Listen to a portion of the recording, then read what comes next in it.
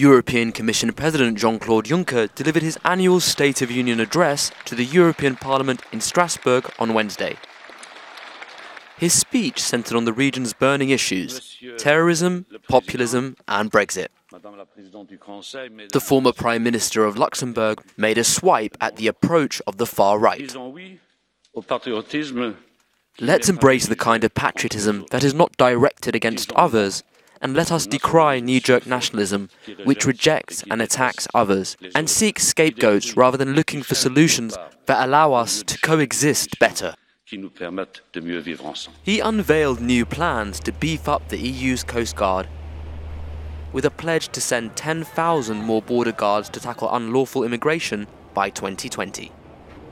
Juncker made a renewed call for a strong and united EU.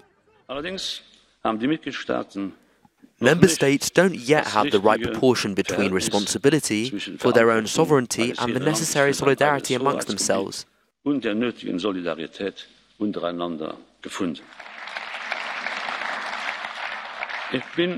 I am and remain against internal borders.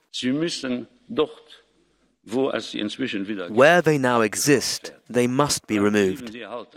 If they remain, they are a backward step in Europe.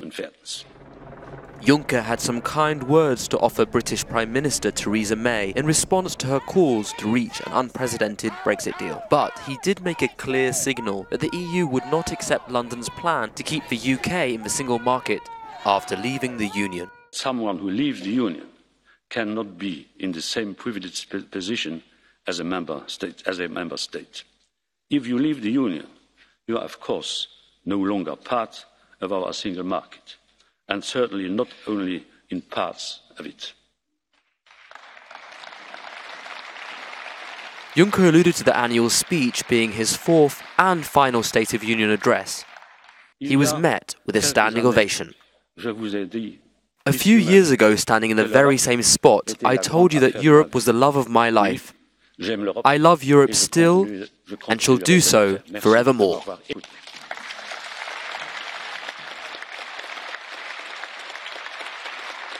The European Commission head also spoke about a Europe-Africa trade deal, a move which could create up to 10 million jobs and attract more private investment to the continent.